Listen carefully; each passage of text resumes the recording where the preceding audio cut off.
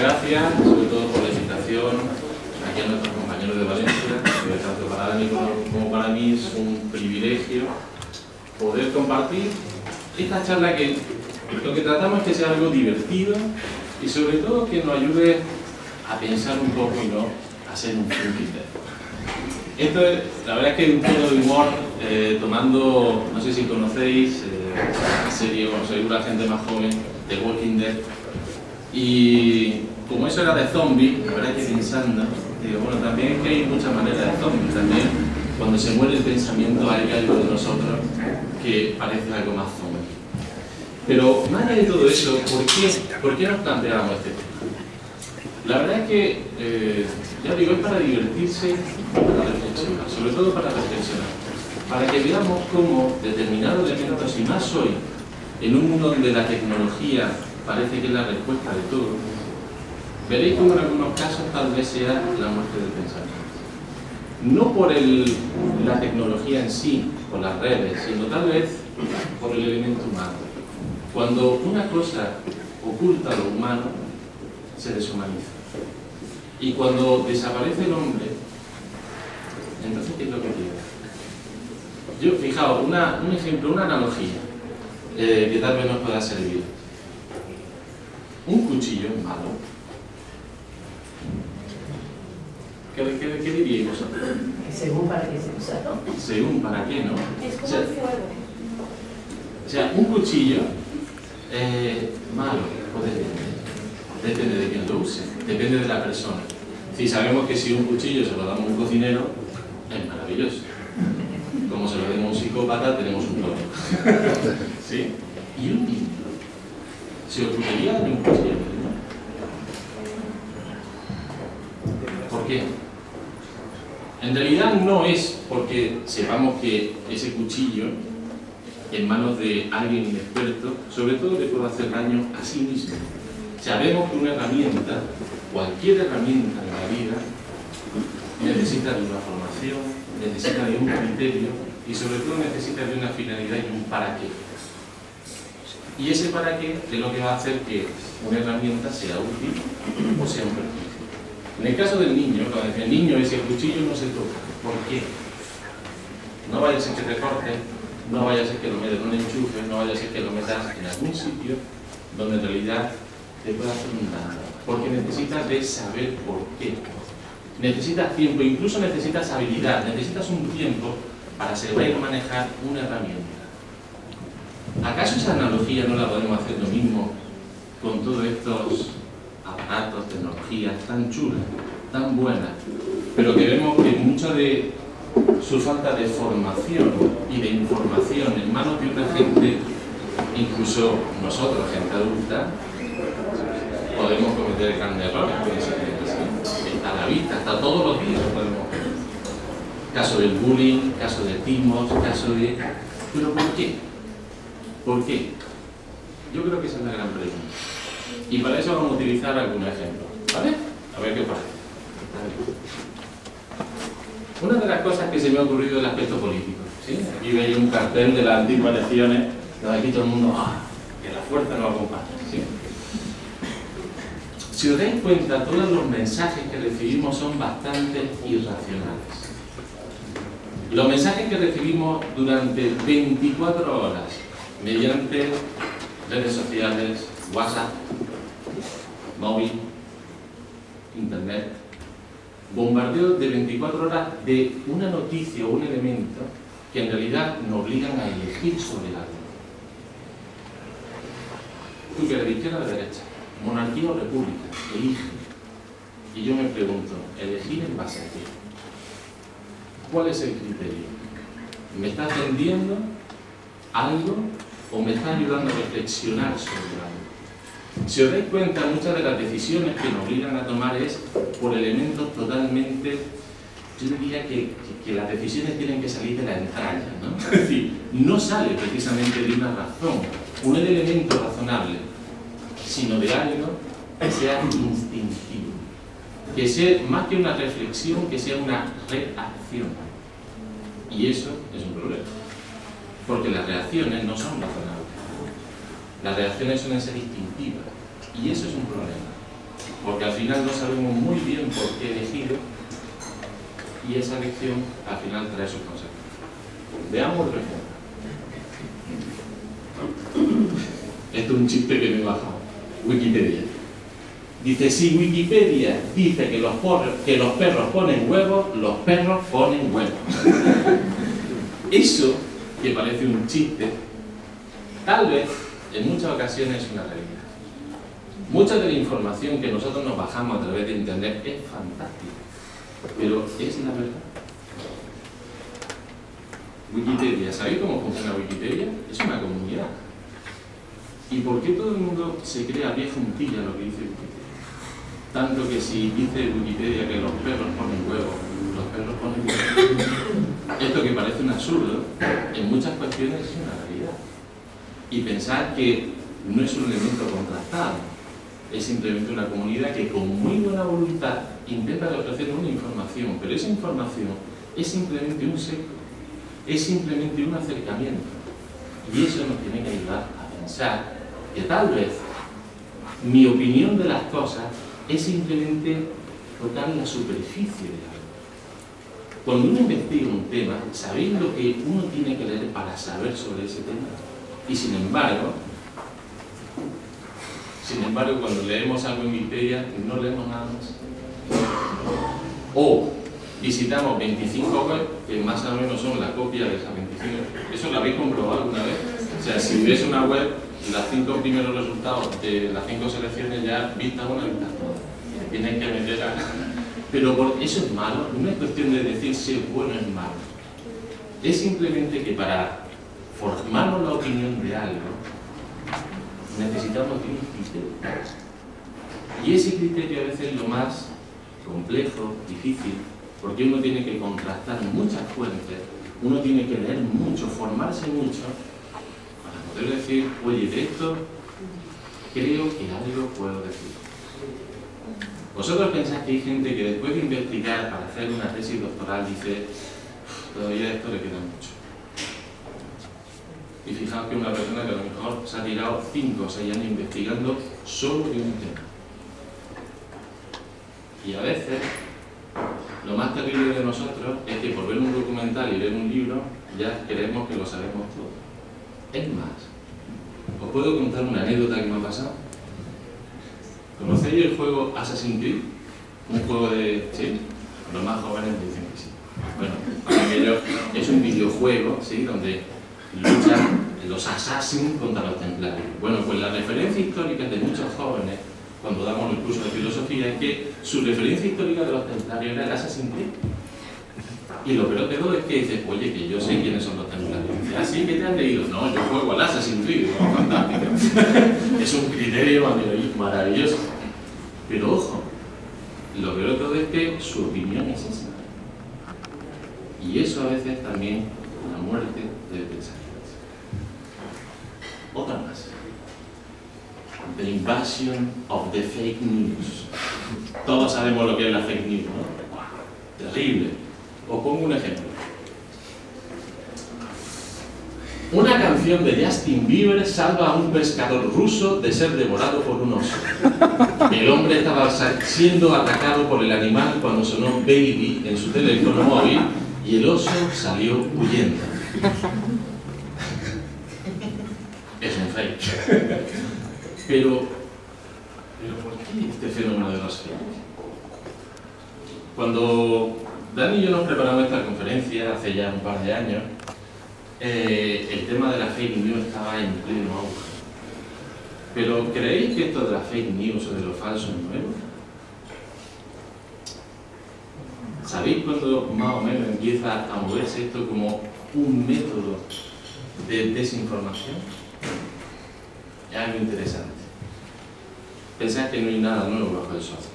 Hace mucho tiempo, allá por los años 50, incluso antes, los 40, se dieron cuenta que la mejor forma de desinformar a las personas es dándole un sobreexceso de información. Curiosamente, también se daban de esto hay novelas, libros, de gente que trabajó para el espionaje en un momento dado y después escribieron, oye, ¿qué pasa detrás de todo eso? Bueno, pues había departamentos, gente dedicada a crear historias predeterminadas, pero en un momento dado focalizar el pensamiento de la gente en una determinada dirección. Te doy una sobreinformación, te la repito hasta la saciedad y entonces algo te vas a creer. No hay nada peor en esta vida que una medio verdad, o como también se podría decir una medio mentira, ¿no? Una medio verdad y medio mentira, o medio ausencia de algo. Y el tema de los fakes, que ya ahora mismo es algo hasta asumido, ¿no? Hasta asumido. Fijaros el desconcierto que nos causa ya, crea hasta la desconfianza de todo lo que me pueda venir. Desconfianza o debilidad. De todo hay. ¿Vosotros pensáis que la gente que le gusta Justin Bieber se lo va a creer? Yo digo que sí. Porque has visto, la canción de Justin Bieber salvó a este hombre. Esa es su primera reacción. Y aquellos que no le gusta Justin Bieber dirán, has visto, ni al oso le gustaba la canción de Justin Bieber, salió huyendo, ¿no? Y entre medio, esa es la horquilla que interesa. El que duda. ¿Será verdad? No será verdad. Este fenómeno, que ya lo habéis visto mucho en los medios de comunicación y ahora se habla muy bien, se habla mucho de este tema, donde se saltaron todas las alarmas fue con el tema de la elección de Trump, ¿verdad? Ahí saltaron todas las alarmas. ¿Sabéis que para las elecciones de Francia hubo toda una sección del departamento del Le Monde, del periódico Le Monde, intentando descubrir las fake news que había en ese momento en Francia? Todo un equipo de gente a ver si podía detectar todo eso. Esta es la velocidad que lleva, que a veces es muy difícil de detectar. Y al final creas una tendencia de opinión. Creas una tendencia. Es decir, como la gente duda, esa horquilla de la que duda, esa es la que me interesa. Porque eso es lo que va a inclinar la balanza hacia un sitio o hacia otro. Y a base de repetir un fake, resulta que crea una tendencia de opinión. Algo tan absurdo puede ser creído. Qué curioso, ¿verdad? Tanto es así que Facebook y Google ya han declarado la guerra. Vosotros pensáis que las fake news, además, utilizan medios que tienen una cierta credibilidad para que sean creíbles. O sea, no utilizan cualquier plataforma, utilizan estas plataformas. Pero hasta esas plataformas ya no gozan de credibilidad. Y por eso le han declarado la guerra, y una guerra sonada, muy sonada, y aún así no se consigue. ¿Por qué algo delicado? Porque esto va a tal velocidad y juegan con ¿qué? Juegan con el elemento muy interesante, la sobresaturación. Es decir, es tal la sobresaturación de información que no nos da tiempo a procesar, no nos da tiempo a discriminar. Es tal la falta de criterio que al final algo cae. Algo cae. Por lo tanto, hay que estar atentos a todo esto. ¿Conocéis esto? Sí. ¿Lo conocéis? A ver, ¿quién no lo conoce? ¿Algún test? Vale, fantástico. Muy bien, es novedoso. Esto que pone, ayúdeme a recorrer el mundo, soy Nico, ¿sí? Que es un garabato, como veis. Esto fue un experimento que hizo una profesora de Madrid para demostrar a sus alumnos los peligros que tenían las redes sociales, el WhatsApp, etc. Y entonces dijo, ¿queréis que hagamos una prueba? Claro, los chicos incrédulos, venga, profe, esto tampoco para tanto, ¿no? Y bueno, vamos a hacer la prueba. Ella hizo este garabato. Le echó una foto y lo mandó por el WhatsApp. Compartirlo, a ver qué pasa. Los alumnos incrédulos dicen, ¿por qué va a pasar, profe? Que esto no le va a hacer caso a nadie. Pues no, vamos a hacerlo. En 24 horas cruzó el Atlántico. En 24 horas cruzó el Atlántico. Tanto es así que se hicieron bromas como él. Incluso obtuvo hasta respuestas. Nico, deja de hacer el chorra y vuelve a casa, tu padre. Esto pasó en 48 horas. En 48 horas, desde un colegio de Madrid, llegó hasta el otro continente que tenemos enfrente, cruzó el charco y volvió. Y se hizo viral. Los alumnos no salían de su asombro. Pero ¿cómo puede ser esto? Porque no se piensa lo que se manda. porque se actúa de una forma totalmente automática. Totalmente automática. Ni se piensa, ni se reflexiona, ni se... Bueno, ¿y esto de qué va, no? ¿Y para qué lo voy a mandar? No sé, tú manda, ¿cierto? Que rule. Y así va. Imaginaros cuando esta profesora lo que quería hacerle entender a los chicos era el cuidado que hay que tener con lo que sube y sobre todo cuando son cosas muy personales. Todo por una falta de criterio.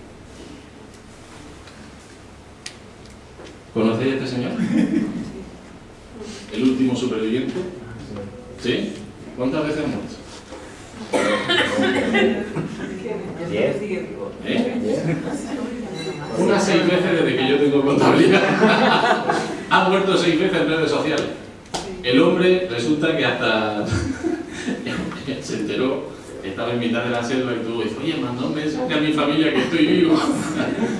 Todo eso es por la velocidad a la que vamos. No se piensa, no se contrasta, no se dice, oye, ¿será verdad? Es verdad, oye, la tercera vez que muere, será la definitiva. Pero ha muerto, ¿no? ¿Verdad? Es curioso, ¿verdad? Ha muerto, ¿no? ¿Eh? Que ha muerto, ¿verdad? No. Ha caído en la fake news. A la seta bajo del cine. Pero fijaos, ¿no? Claro, ya cuando se muera de verdad nadie se lo va a creer.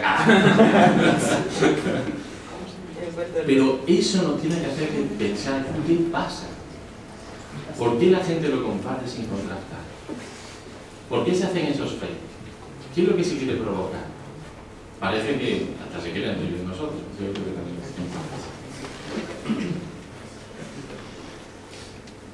la soledad en compañía. Esto es algo que ya pasa, y mucho, hasta en las casas. Os cuento una anécdota que me pasó en Almería. Estaba yo comiendo con mi mujer y tenía 2 chicas al lado con el móvil. Y entonces le hablaban al móvil, ¿no? Un mensaje de voz, y la otra chica, ay, qué curioso que has dicho, tío. Entonces, no hablaban entre ellas, o sea, se hablaban a través del móvil, en un grupo con sus amigas, pero la comunicación era inexistente. Todo a través de un móvil. ¿Qué pasa? Todo esto, digo, es para criticar. ¿Eso es malo? No, no es malo. La cuestión está cómo y por qué se utiliza una herramienta. Y sobre todo, ¿qué hace con nosotros esa herramienta? Si una herramienta nos quita hasta la posibilidad de hablar, hay que planteárselo. Hay que planteárselo muy mucho. Pasa a la siguiente edad. Esto es un chiste. Dice, aún tiene ínfimas partículas de ideas propias, caballero, pero el implante de pensamiento único ha sido todo un éxito. Creo que esto también hay que pensar. Porque si todos nos comportamos como autómatas, probablemente la instalación del pensamiento único ha sido todo un éxito. Pero fijaos qué contrariedades nos trae la vida. Esta noticia que voy a poner ahora es de este domingo pasado. Los gurús digitales crían a sus hijos sin pantallas. En Silicon Valley, os leo esto de aquí por no lo leéis. En Silicon Valley proliferan los colegios sin tabletas ni ordenadores y las niñeras con el móvil prohibido por contrato. En el Silicon Valley, que es donde nacen todas las grandes empresas de la informática, las tal, sus hijos, los hijos de los directivos de Google, Apple, Microsoft, Logitech, todo lo que se ocurre de informática, ¿sí? Sus hijos están en colegios donde no hay ni una pantalla, ni un móvil, ni un ordenador, y todo se hace, os recomiendo que leáis la noticia, todo se hace con tiza y en papel, hasta los apuntes a mano, y los libros a mano. Ningún rastro digital hasta que no tengan 15 o 16 años. Qué curioso, ¿no? Os enseño una foto del colegio. Hasta la calculadora es esta. ¿Os acordáis de chiquitillos cuando nos usábamos? Esa es su calculadora. Alucinante. Fijaos, ¿no? Fijaos. Hay gente que se da cuenta de esto, pero precisamente los gurús del mundo digital. A sus hijos lo quieren sin nada de eso. Es curioso, ¿no? Esto nos tiene que hacer que pensar. Nos tiene que hacer mucho que pensar. Pero bueno, para ver también esas características de un thinking, más que seguir hablando yo creo que Dani tiene algo que decir.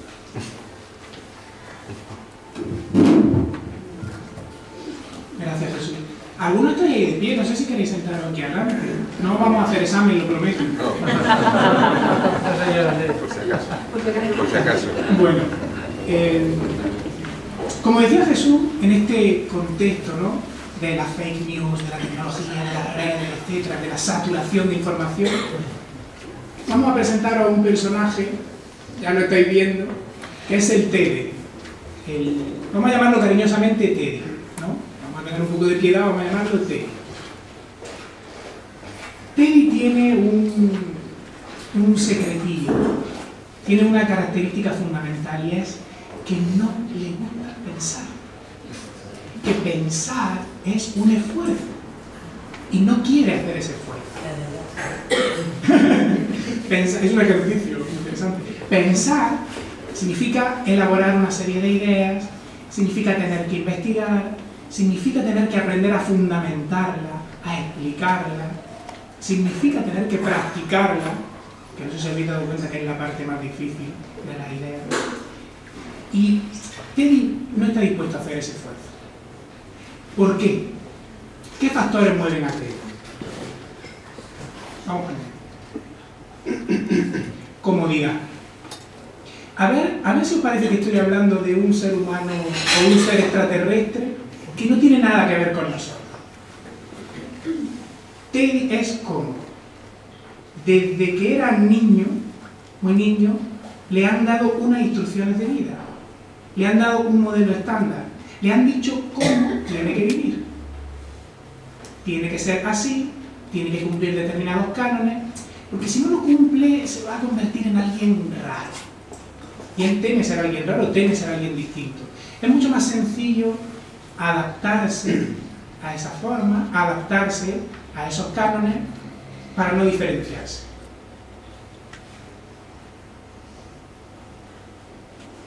Miedo.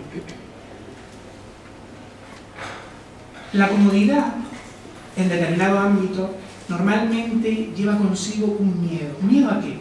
Miedo a expresarse.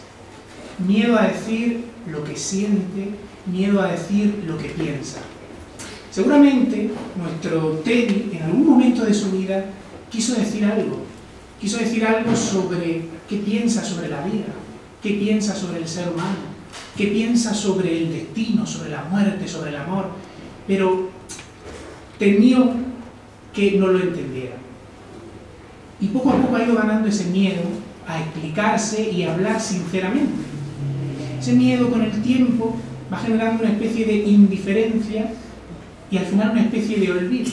Al final Teddy se olvida de todas esas preguntas que en un momento de la vida le movieron y simplemente deja que se vayan. ¿Sabéis de dónde viene la palabra olvido? A mí me encanta la etimología. La palabra olvido tiene una raíz indoeuropea que es ley. Ley significa deslizarse. Es algo viscoso que se desliza y no permanece, ¿no? Eso es el olvido, lo que se desliza de la memoria. Otra más. Espero no estar deprimiendo mucho. Bueno, vamos primero con la parte depresiva y luego venimos con la parte de memoria. Rigidez. Esto es muy importante. Como tenemos esos cánones y difícilmente solemos ponernos en el lugar de otros seres humanos con otra forma de ver las cosas, con otra forma de ver la vida, nos volvemos rígidos, nos volvemos intolerantes. Consideramos que la mejor forma de ver la vida es la propia. Cuando eso se lleva a un extremo, Teddy se vuelve un fanático, porque es o su forma o ninguna. Voy a poner un ejemplo. Vamos a imaginar que Teddy ha nacido en los años 80, vamos a poner que ha nacido en España, vamos a poner que practica una conocida religión occidental, a que a ninguno de nosotros se le ocurriría preguntarle cuántas esposas tiene, en qué cree que se va a reencarnar en otra vida, qué piensa del karma. ¿A que no? Ya damos por hecho que lleva una serie de estructuras insertas. Quizá él mismo no se da cuenta de que esas estructuras ya están en él. Y no se pregunta cómo viviría o cómo vive un hombre en India, o cómo viviría un chino de hace 2000 años, o cómo se vive actualmente en Tíbet. Necesita comparar su forma de vida con otras tantas para llegar a una forma de comprensión. La rigidez es siempre lo contrario de comprensión. Y además hay un tipo de rigidez mental bastante perjudicial, que es el prejuicio. ¿Os habéis dado cuenta de qué fácil es tener un prejuicio? Es facilísimo. Yo puedo no conocer a Jesús, me cruzo un día con él, y Jesús, bueno, pues no ha tenido un buen día y no es del todo simpático conmigo. Y pienso, es un estúpido. Y ya está. Y la mente hace esto muy rápido, ¿eh? Claro, hace una fotografía, le pone una etiqueta, la guarda en el cajón de los estúpidos y estúpido para toda la vida. Le quitamos la oportunidad de no serlo. Otra vez. Qué triste está siendo.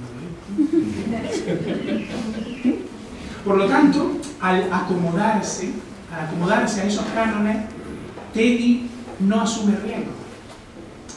No está desarrollando su propio criterio, está copiando el criterio de otro. Es un consumidor de pensamiento. Por eso es un thinking dead, porque no genera su propia forma de ver la vida, sino que toma de diferentes lugares esa forma de verla, hace un pequeño remix sin mucho esfuerzo y lo utiliza para defenderse en el día a día. Pero, bueno, no lo voy a decir ahora. Lo voy a decir en una parte un poco más simpática. Uy, me ha parecido lo anterior. Al no asumir riesgo, como os decía, no tiene un criterio propio. Copia. No es solo un consumidor de pensamiento, es un plagiador de pensamiento. Os voy a decir una cosa, a mí me molesta mucho, en todo este entorno que decía Jesús, a mí me molesta mucho cuando me descubro a mí mismo repitiendo una idea que no es mía. Que no me paraba a pensar, ¿de dónde viene esta idea? ¿Por qué ha llegado hasta mí? ¿Por qué la estoy repitiendo? ¿Qué significa? ¿Qué intención tengo cuando la digo? A veces somos un poco loros, ¿habéis dado cuenta? Lo hemos escuchado en los medios, nos lo ha dicho alguien, como es cómoda, es sencilla y no tenemos que asumir riesgo, pues nos vemos ahí diciendo pero no es propia, no hay un ejercicio de reflexión. Da mucho, no sé si aquí utilizáis la palabra, nosotros la utilizamos mucho en Almería, da mucho coraje cuando uno se descubre a sí mismo en esa actitud. Hay que ser un poco valiente, para decir, uy, todo esto no es mío. Esto es como la tierrecita que arrastra el viento, porque tenemos un día ventoso en toda la costa de Levante, yo vengo de Almería con viento. Es como esa tierrecita que arrastra el viento y se nos va pegando a la ropa. No nos damos cuenta, pero se nos va pegando y en un momento determinado decimos, madre mía, estoy enterrado, no tanta tierra. ¿Te das cuenta? Esta es fantástica. Teddy no es inteligente, pero se cree muy inteligente. Desde el punto de vista de la filosofía clásica, la inteligencia o el inteligente no es exactamente el listo. Luego hay una subcategoría que es el listillo, ¿no? Ese es genial. El listo es el que puede salir airoso, digamos, con determinados recursos de diferentes situaciones. Pero la inteligencia es otra cosa. El listillo es el que se cree que sabe de todo y no sabe de nada, pero siempre tiene réplica. Todos somos a veces un poco Teddy y todos somos a veces un poco listillo. El inteligente es otra cosa. El inteligente es el que trata de llegar al corazón de las cosas, al fondo de las cosas, a comprender lo que las cosas son de verdad. Y seguramente en ese viaje al corazón de las cosas, eso lo transforma un poco y transforma un poco el mundo a su alrededor. que es de lo que Teddy quizá no se ha dado cuenta, que hay una necesidad de mejorar todo lo que hay a nuestro alrededor a través de mejorar nosotros mismos. Con lo cual, de Teddy podríamos decir que no piensa, que Teddy es pensar. En realidad, todos somos un poco Teddy. Todos nos encontramos a veces en alguna de esas situaciones. Bueno, si alguno no lo es, que levante la mano y que dé otra conferencia sobre cómo no ser un Teddy. Pero todas a veces nos hemos encontrado en esa situación, ¿no? Nos hemos sentido arrastrados por toda esa corriente que decía Jesús, inconsciente, y de repente llega un punto en que decimos, ¿qué pasa conmigo? ¿Qué pasó con mis preguntas? ¿Qué pasó cuando yo, una vez escuché en una conferencia un filósofo en Alicante que me encantó, que decía, me preocupé en el momento en que dejé de preguntarme desde niño por qué la luna viajaba conmigo allá donde iba, ¿no? Con esa inocencia del niño de decir, es que vaya donde vaya la luna me persigue, ¿no? Tenemos que volver a recuperar esas preguntas, pero bueno, eso es una parte que vendrá ahora. No habéis deprimido, ¿verdad? Vamos primero a plantear el problema y ahora después vamos a la solución, ¿vale? Voy a dejar otra vez con Jesús.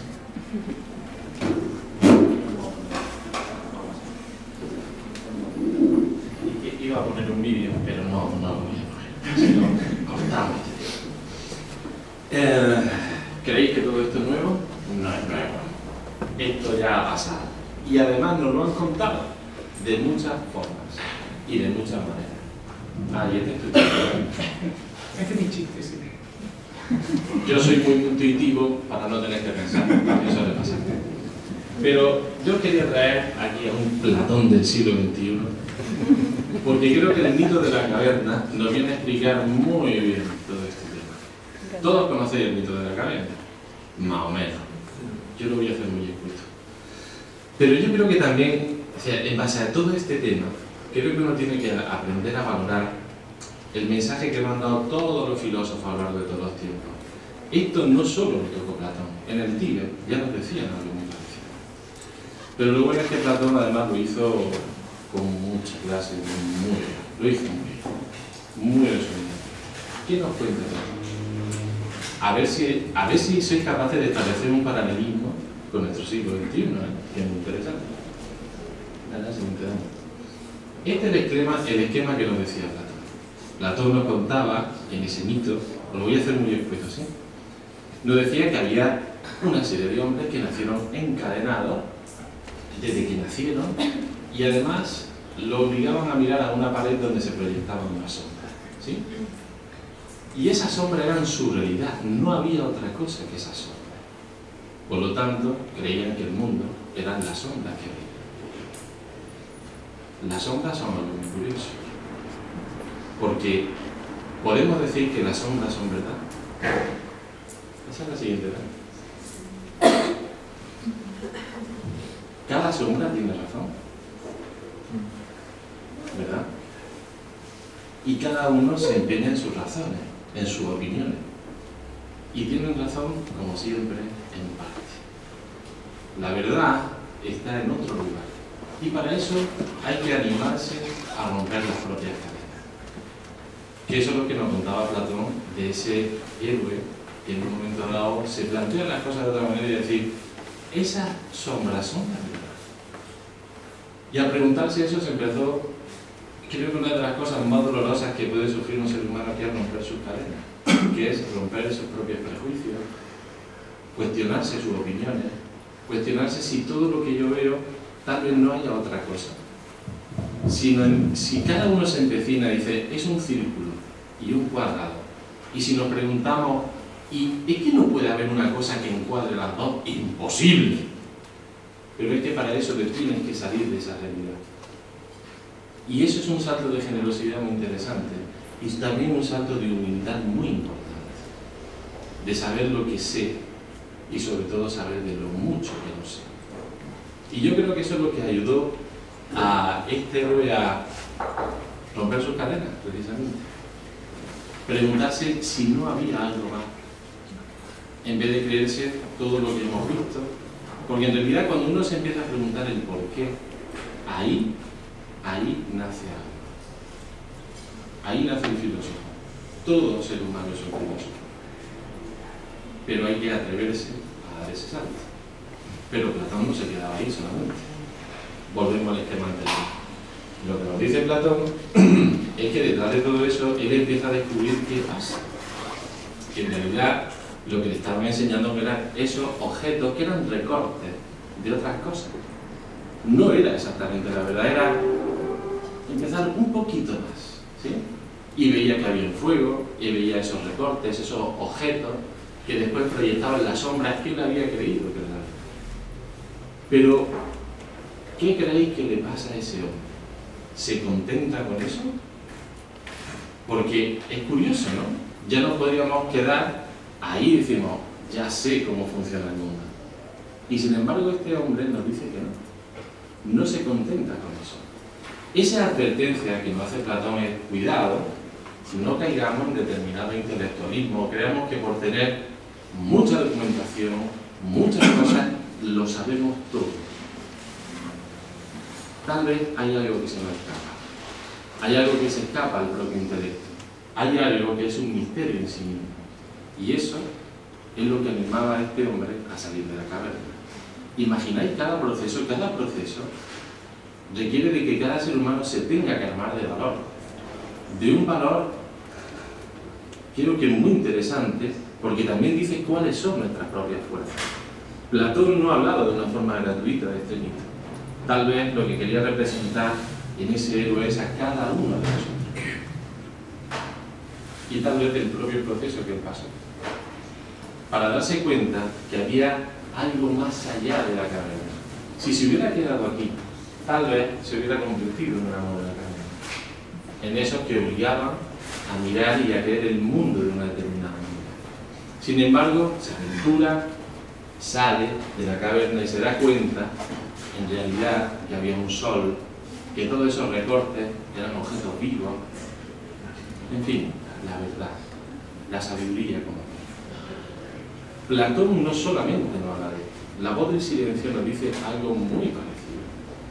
La voz del silencio en el Tíbet nos dice que todo hombre que quiera alcanzar la verdad pasa por tres vestíbulos: la ignorancia, la instrucción y la sabiduría.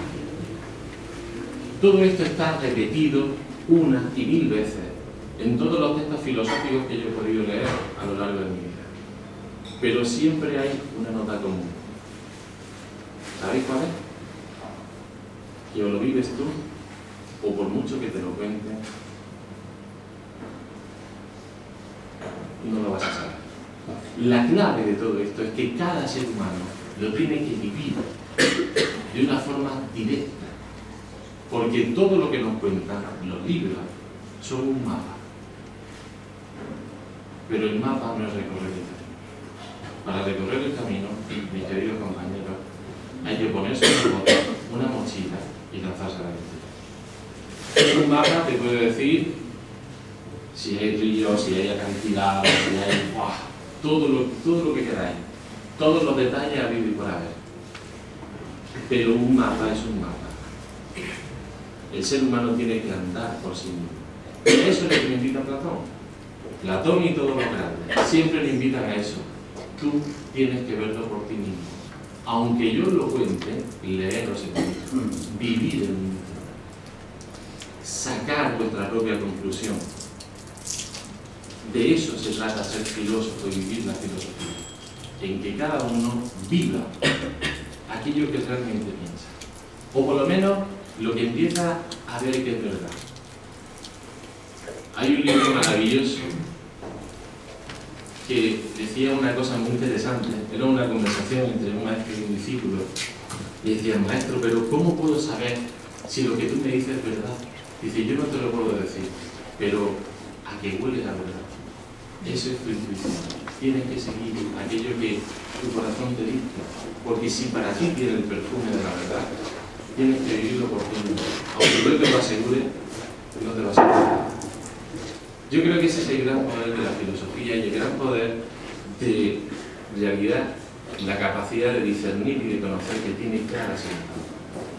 Que eso creo que muchas veces lo que no. Porque tal vez, Dani, ¿puedo dar la siguiente?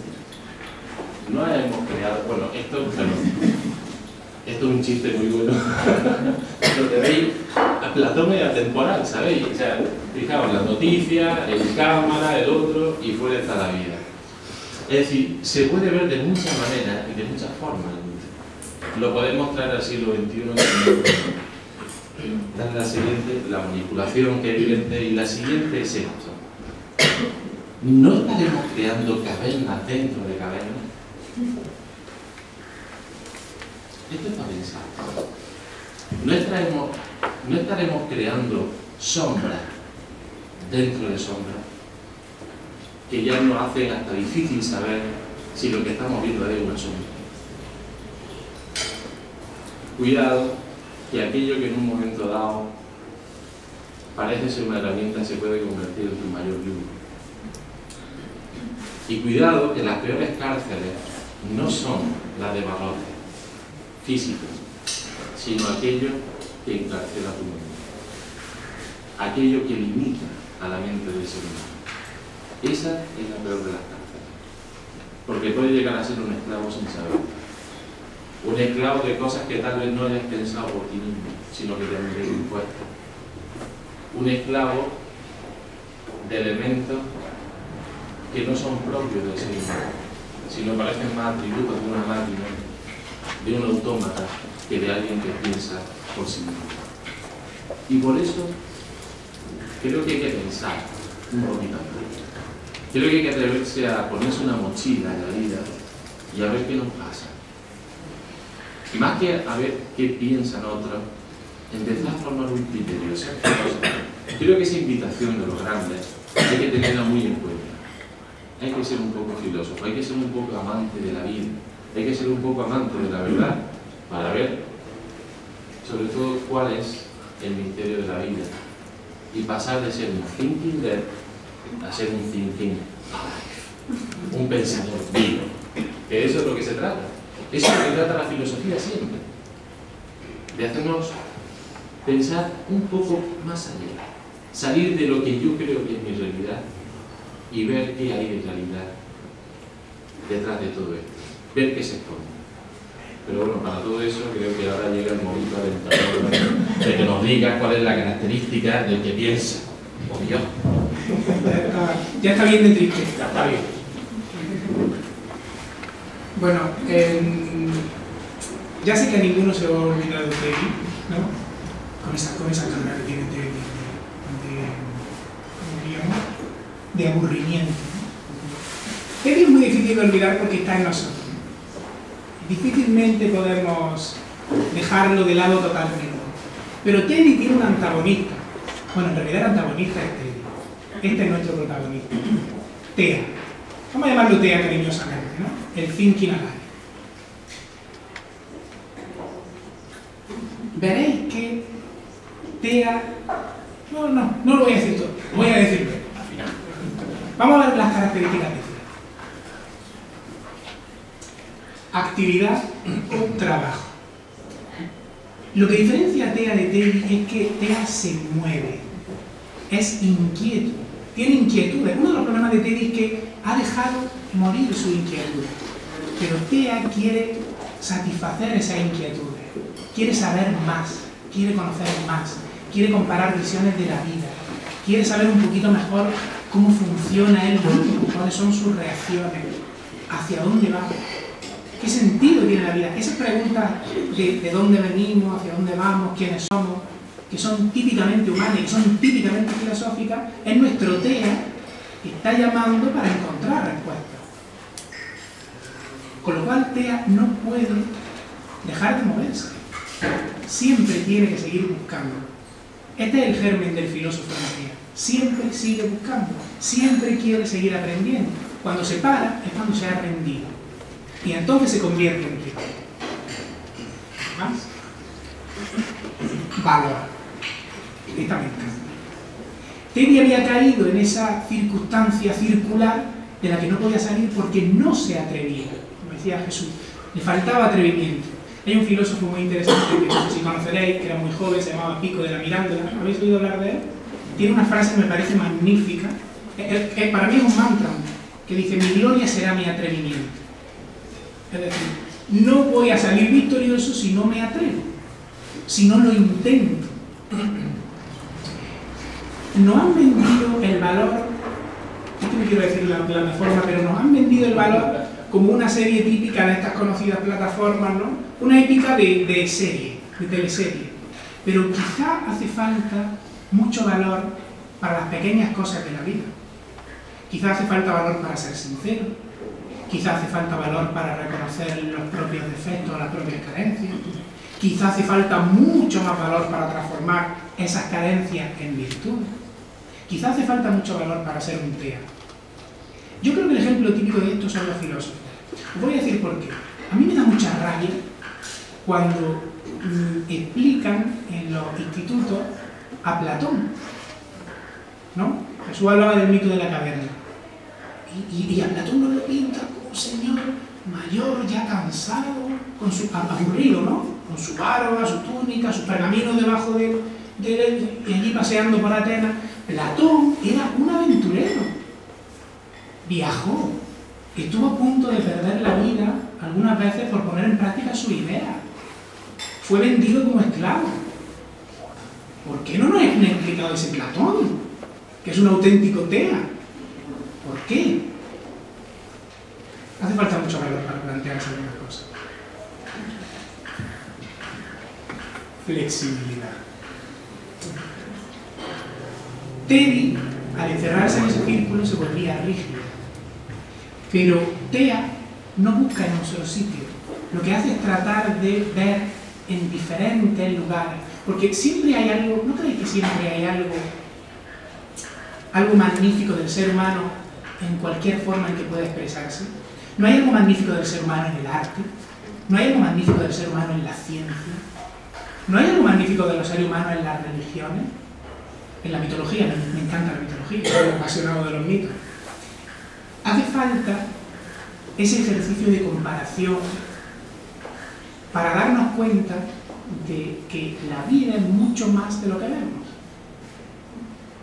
y de que las causas de todo esto que vemos están mucho más allá. Es un ejercicio de investigación. Y cuando digo investigación, parece que sentarnos en un laboratorio a poner cosas en un tubito. Pero esa investigación que está por dentro, esa investigación invisible, y todo lo que podemos encontrar cuando volvemos la mirada hacia adentro. Amigos, creo que el laboratorio interior es bastante más oscuro de lo que pensamos. Flexibilidad. Hace falta ser un poco más flexible para comprender a los demás. Porque si no, nunca vamos a poder generar una unión. ¿Cómo vamos a cambiar el mundo si no comprendemos el mundo? ¿Cómo vamos a cambiar el mundo si no tratamos de comprendernos a nosotros y a los que nos rodean? Venga, otra más que me estoy viendo bien. Inteligencia, claro. El TEA sí que practica la inteligencia. La inteligencia de verdad, la de llegar al fondo de las cosas. TEA no es perfecto. TEA sabe que tiene prejuicios. Pero el ejercicio de inteligencia es tratar de vencerlos, ¿no? Nunca deja de cuestionarse, como decía Jesús, las cosas. Siempre se sigue preguntando. ¿Esto que yo creo será lo mejor? A mí todo me parece un gran ejercicio de inteligencia. No lo sé, habría que ver hasta qué punto podemos hacer esa abstracción y no ceñirnos a ideas que hemos heredado durante mucho tiempo. Otra más. Por supuesto, si es inteligente, TEA va a llevar a la práctica lo que aprenda, ¿no? ¿De qué me sirve a mí aprender algo que no puedo utilizar en mi vida? Que no mejore un poco la calidad de mi vida exterior e interior. No hablo de calidad como bienestar, no hablo de la parte económica, no hablo de la...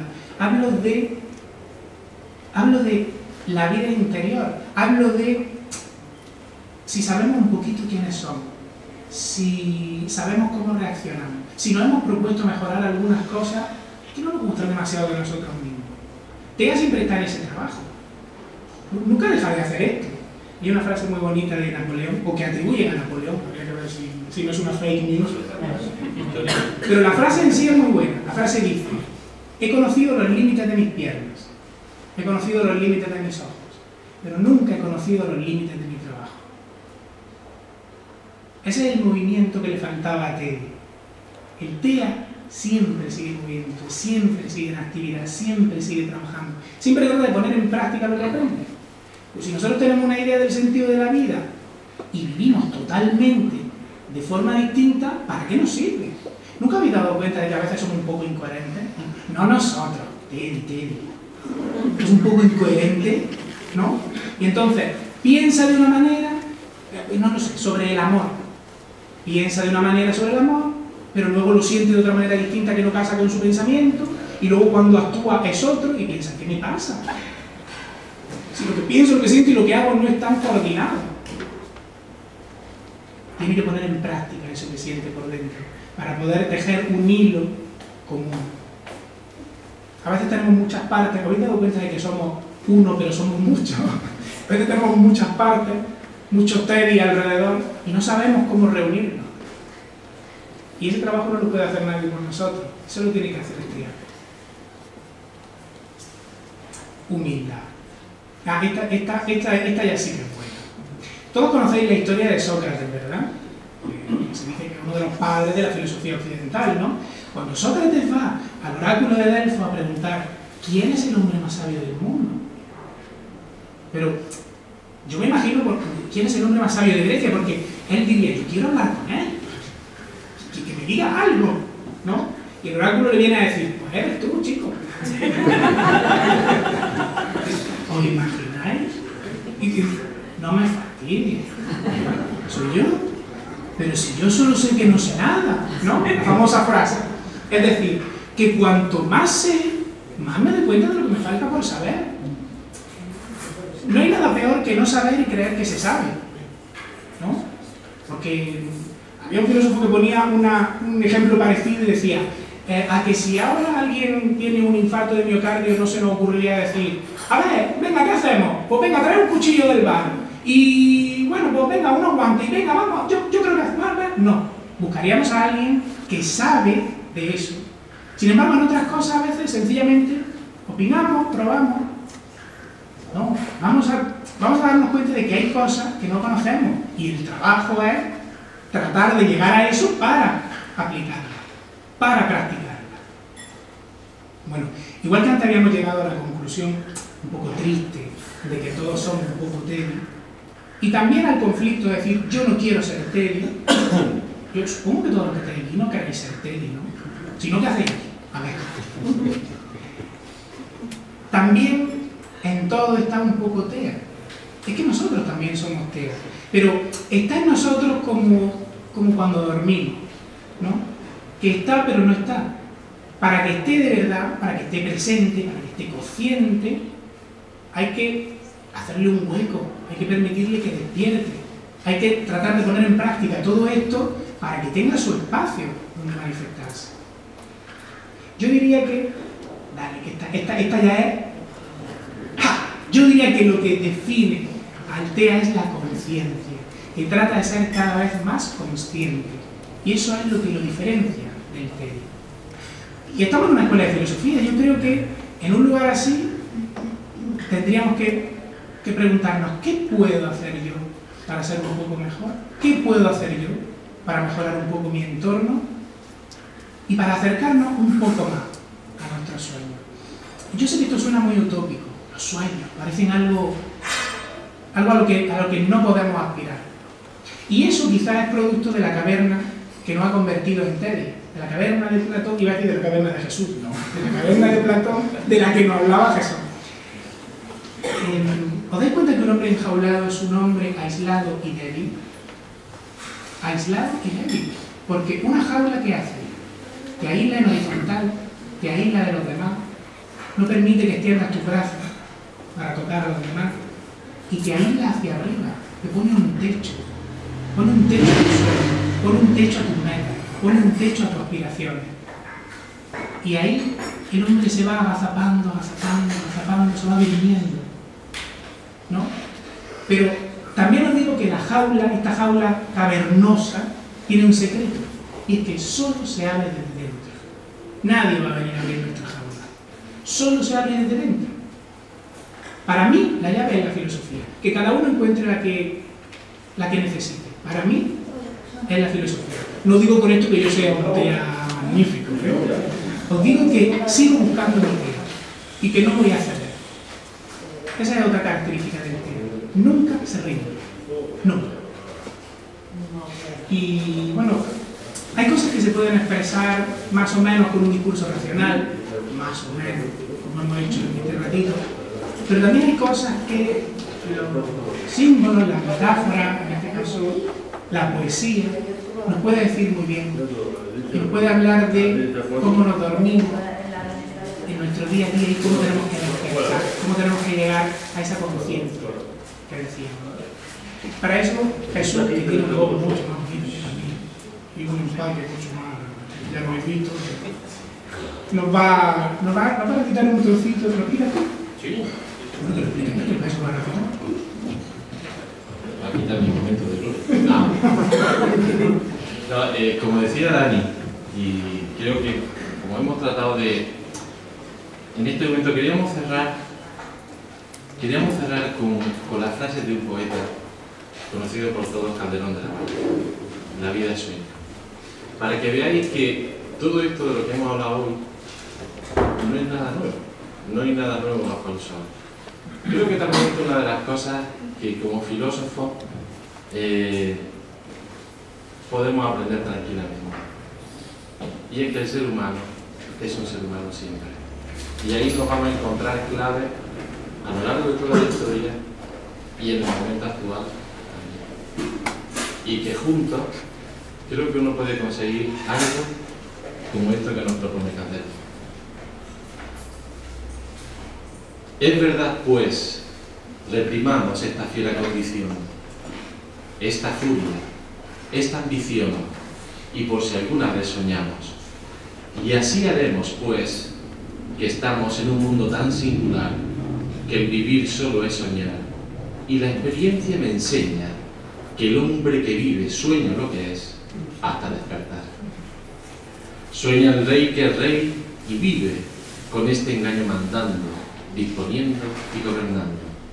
Y este aplauso que recibe prestado en el viento escribe y en cenizas le convierte la muerte. Desdicha fuerte. ¿Qué hay quien intente reinar viendo que ha de despertar en el sueño de la muerte? Sueña el rico su riqueza, que más cuidado le ofrece. Sueña el pobre que padece su miseria y su pobreza. Sueña el que a medrar empieza. Sueña el que afana y pretende. Sueña el que agravia y ofende. Y en el mundo, en conclusión, todos sueñan lo que son, aunque ninguno lo entiende. Yo sueño que estoy aquí de estas prisiones cargado, y soñé que en otro estado más lisonjero me vi. ¿Qué es la vida? Un frenesí. ¿Qué es la vida? Una ilusión, una sombra, una ficción. Y el mayor bien es pequeño, que toda la vida es sueño, y los sueños, sueños son. Así que despertemos de este sueño y yo creo que la vida merece la pena. Muchas gracias.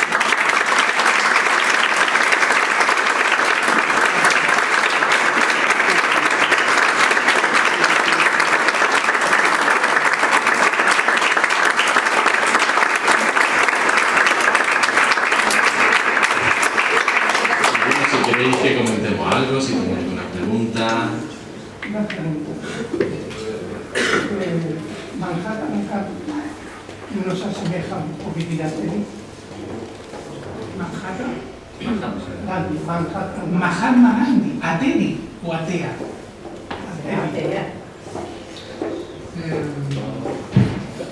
No, lo siento que no he encontrado la pregunta. Atea, al despierto.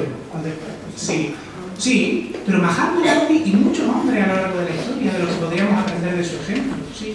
Muchos hombres comprometidos. Mira, esto es una característica que tendríamos que tener en cuenta, que normalmente el TEA de verdad se compromete con su momento histórico y trata de mejorar un poco el mundo en el que vive. Sí, totalmente.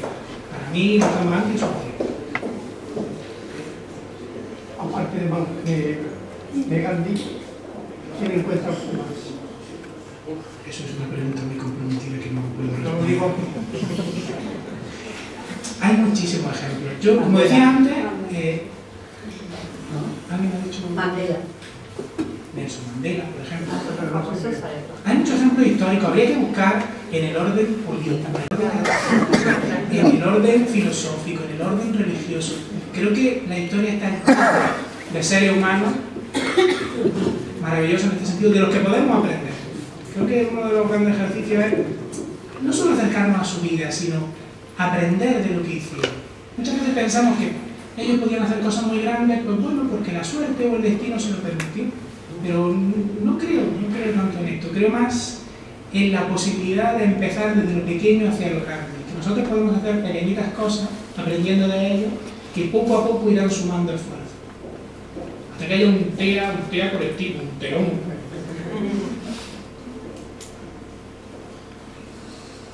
Quería. Más que pregunta, es un pequeño comentario. Hace tiempo leí en Twitter, de un comentario que hacía un usuario que me causó mucha gracia y me hizo pensar muchísimo. Y él decía, el otro día vi a un joven en una cafetería y no llevaba móvil, no tenía tablet, ni siquiera un portátil. Estaba tranquilamente tomándose un café como si fuera un maldito psicópata. Es buenísimo, lo conocía. Yo cuando lo leí también me mandaron ese chiste. Digo, hay que ver, es que es brutal.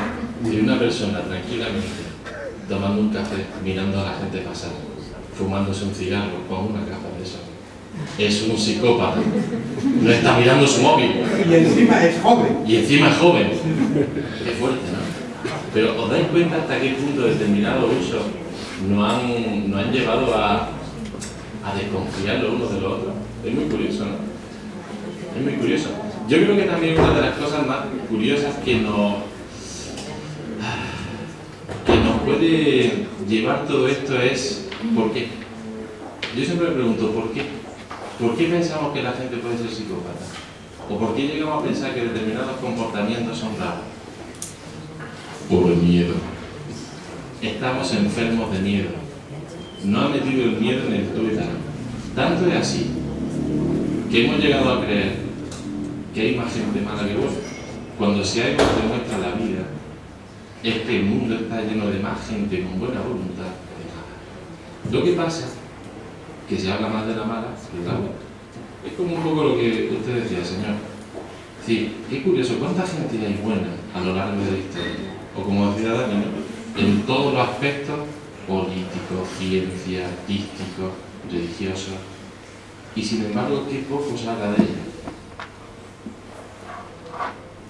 Tenemos que ir a una conferencia exclusivamente para que nos hablen de ello, cuando en realidad lo normal es que tuviéramos esos ejemplos de la vida, lo tuviéramos en boca cada 2 por 3.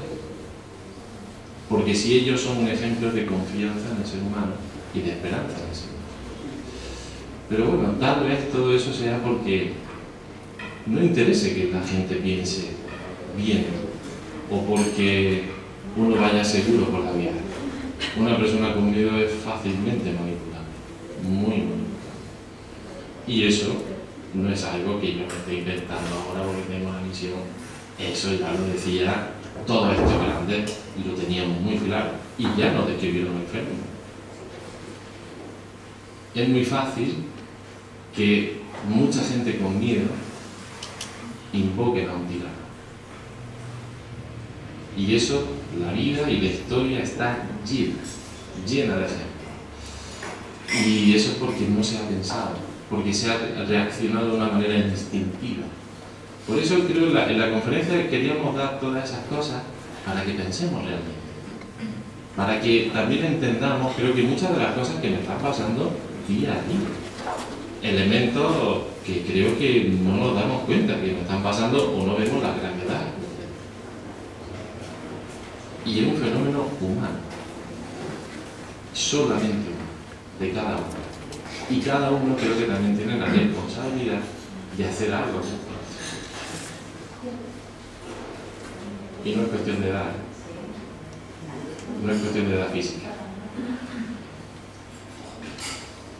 Veo aquí un speech, no sé. ¿Alguna pregunta? ¿Sí? Sí, yo haciendo referencia al hilo de que estabais hablando de lo que siento, lo que pienso y lo que hago, cuando lo que pienso, lo que siento y lo que hago, a veces sí que somos conscientes de que no está en armonía, a mí me pasa muchísimo, pero estoy en un momento en el que bloqueo, en el que soy consciente de que no está en armonía esos tres pasos, pero no soy capaz de poner en armonía. Entonces, ¿qué hago? Porque soy consciente de ello, pero no puedo llegar a la práctica de ese equilibrio entre lo que pienso y lo que siento.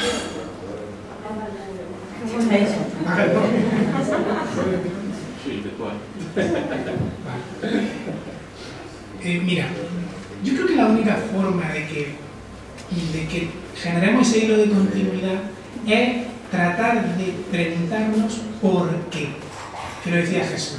Y que creo que parece una cosa como de perogrullo, ¿no? Para saber las cosas hay que llegar a los porqués, sí, pero es un ejercicio muy difícil, mucho más práctico que teórico en realidad.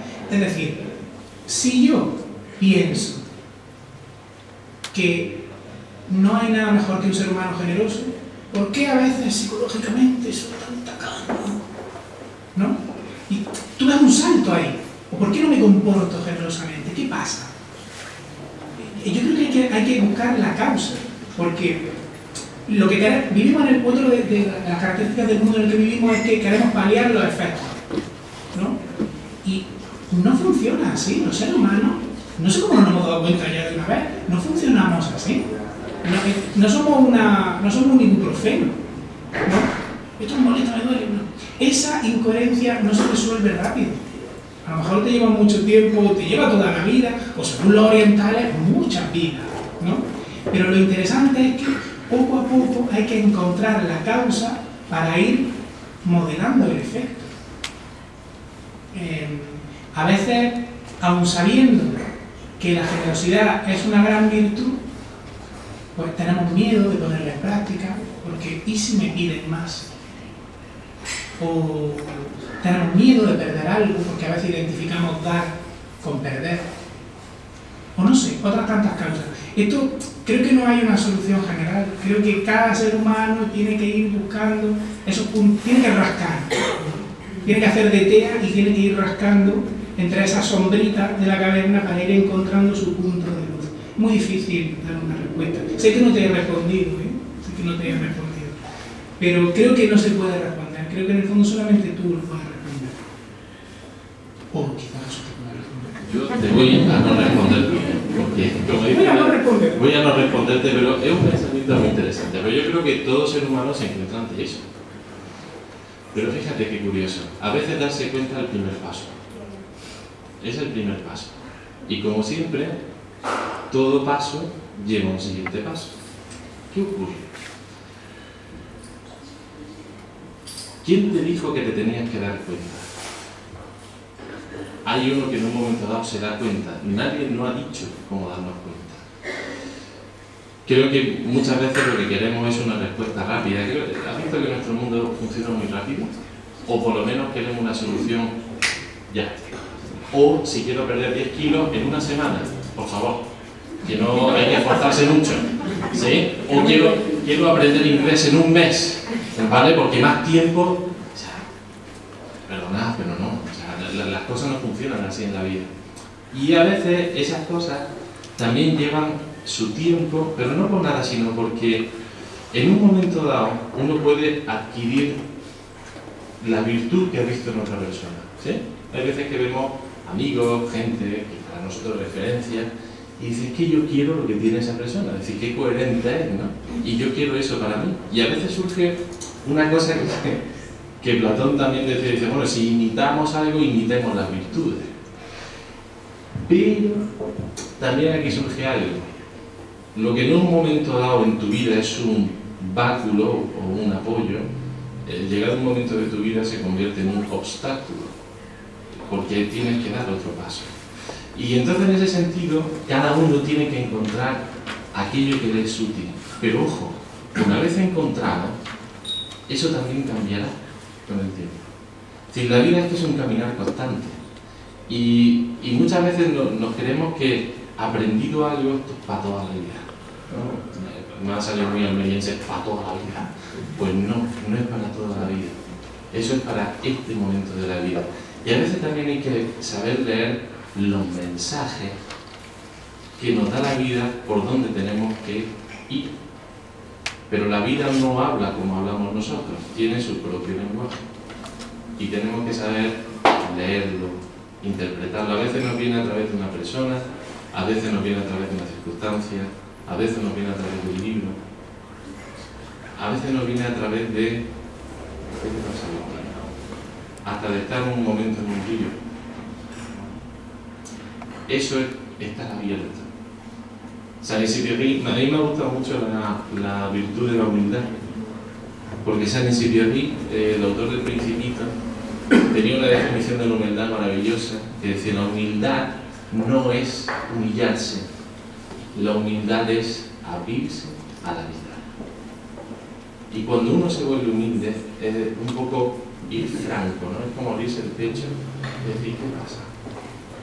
O sea, nada me va a hacer daño, al contrario, todo va a ser un mensaje para que yo vaya en una dirección. Por eso hace falta valor, hace falta bajar barreras, e incluso, ¿qué te digo yo? Saber caminar un poco desequilibrado, porque todo paso lleva un desequilibrio. Y eso es lo que nos da equilibrio en la vida. Fíjate qué cosa, ¿no? O sea, lo que nos ayuda a avanzar es precisamente algún momento de desequilibrio y de incertidumbre, pero eso es lo que nos ayuda a caminar. Es interesante. La vida está llena de esas palabras. Yo quiero decir una cosa más. Sí. Eso es algo que decía Jesús que me ha parecido interesante. Hay una frase de Goethe, no sé cómo se pronuncia, no lo pronuncio bien, de Goethe. Hay una frase de este filósofo que dice: si no la tienes, imita la fe. A mí siempre me gustó porque no creo que se refiera a fingir lo que no tenemos, sino que para desarrollar algo no existe la solución definitiva, ¿no? Entonces, para desarrollar algo, quizás tenemos que empezar a tratar de practicarlo dentro de nuestras posibilidades y eso se irá desarrollando, ¿no? El que le falta coherencia tiene que tratar de actuar como si fuera coherente y quizá poco a poco lo va desarrollando. Esto es como despertarse con el despertador, ¿me comprendéis? Alguien que nunca se despierta con el despertador y le cuesta y dice: bueno, si no eres puntual, haz como si fueras puntual. Oblígate a estar en los sitios a tiempo. Llegará un momento en que no te tengas que obligar, vas a ser puntual, lo habrás desarrollado por ti mismo, ¿no? Eso es eso. Como nota a pie de página. Sí, yo justo lo que ha comentado ella, iba a decir lo mismo, que en realidad se trata de crear hábitos, pero es muy difícil. Dicen que por lo menos necesitamos 30 días de hacerlo, y yo pensaba exactamente en el ejemplo de por la mañana. Claro, yo digo, sería genial levantarme con tiempo, hacer un poco de yoga, no sé qué, pero luego al final me levanto siempre justa, porque lo difícil es crear el hábito. Solo te pasa a ti, el resto de la humanidad no pasa. Claro, pero piensas que es mejor, sientes que es mejor, pero luego no lo haces porque lo difícil es ponerlo en práctica. Y yo os quería preguntar, por el tema de las noticias y todo el bombardeo que tenemos, ¿qué solución dais? Porque es como nuestro tiempo es limitado, entonces tampoco nos podemos estar leyendo todo. Entonces, ¿qué es mejor? ¿No informarnos de Ya. Ahora que lo dice, había una cosa, se me ha olvidado decir en una conferencia, para deciros que esto no es nuevo. Es decir, fijaos que los antiguos eran antiguos, pero no eran tontos. Entonces sabían muy bien algunas cosas. Una de ellas era que siempre nos hablaban de una clave que era el discernimiento. Y discernir es algo que se trabaja. Los tibetanos hablaban de un símbolo que llamaban el ave Kalahansa. Qué bonito, ¿no? El ave Kalahansa. Pues ese ave tenía la facultad, decían ellos, de separar el agua de la leche y la esencia de aquello que adultera la verdad. Y ese discernimiento es algo que hay que trabajar y hay algo que Es decir, entiendo lo que dice, entonces ¿qué pasa? ¿Me leo todas las noticias o no me leo ninguna? ¿No? A lo mejor estás desinformado que estás informado. Creo que lo que a veces uno se tiene que volver selectivo. ¿Sí? Se tiene que volver selectivo. En un momento cuando uno decide querer saber algo, se tiene que decir, bueno, vayamos a las claves, vayamos a la esencia. ¿Quiénes saben? ¿Quiénes dicen aquello que saben? ¿De dónde ha vivido la gente? ¿De dónde han vivido? Y cuando uno va a la fuente empieza a tener las claves para poder discernir qué es verdad y qué es mentira. Por lo menos que se aproxima más a la verdad. ¿Sí? Entonces, ahora tú piensas que cualquier medio de comunicación sabes que tiene un tinte político. Lo sabemos todos, ¿no? Por lo tanto, ¿de cuál me fío? Pues tal vez de todos, sin ninguno. Uno tiene que empezar a desarrollar un filtro y sobre todo preguntarse, ¿con qué finalidad me dicen esto? ¿Qué quieren provocar? ¿Qué quieren provocar? Pues al final me están provocando una reacción. O también ser un poco mal pensado y decir, tal vez esto haga como los trucos de magia, ¿no? Habéis visto que la gente que hace trucos de magia dice, fíjate aquí, que está haciendo, con la otra mano te está haciendo el truco. O a veces también juegan a eso. A veces también se juega a eso. Dice, mira por aquí. Dice, si me dices que mira aquí, mira más a la otra mano, porque tal vez ahí está el origen de la causa. O tal vez ahí está la causa. Pero, como siempre, para saber cuáles son los fenómenos humanos, porque todo esto es humano, es decir, no es la primera vez en la historia que hay corrupción, no es la primera vez en la historia que hay una publicidad engañosa, no es la primera vez en la historia que se ha ocurrido este fenómeno. No es nuevo, no es nada nuevo. Por eso es muy bueno saber leer o formarse, leer un poco de historia de vez en cuando, leer un poco de filosofía, hacer un curso, que te orienten un poco, ir desarrollando uno el propio criterio y sobre todo pensar. Es decir, yo de esto ¿qué entiendo? Porque si no entiendo tal vez le tenga que dar 3 vueltas más, pero sobre todo ¿qué entiendo yo? ¿Qué he sacado en claro? Y es muy bueno conversar, señores. Y conversar implica hacer un diálogo, no muchos monólogos. ¿Sí? Un diálogo quiere decir que 2 personas hablan para llegar a un fin, no que como muchas veces vemos en las tertulias, todo el mundo suelta su verdad y que cada uno pilla la que entiende. ¿Sí? Muchos monólogos, pero que al final de bueno, ¿y qué hemos dicho? De todo un poco. Entonces, no sacamos conclusiones y eso es muy bueno. O sea, lo más humano en esta vida es conversar, saber hablar, saber dirigirse, saber comprender al otro. Y muchas veces ahí también entendemos que a veces los puntos de vista son más comunes de lo que creemos. Pero para eso hay que formarse en criterio. Saber qué personas están más próximas a la verdad y qué gente está más alejada de la verdad. Libros hay así, pero al final lo que cuenta también es lo que yo he podido entender. Y eso requiere de tiempo también. Requiere de tiempo, pero hay que leer, hay que formarse. Es decir, ¿leer dónde? Chicos, aquí al lado tenéis una librería magnífica y los libros que tenéis son alucinantes. Leer, tirar de ahí. Y creo que también es bueno dejarse aconsejar por aquellos que saben o por aquellos que por lo menos tienen más experiencia vital que vosotros. Eso también es muy útil.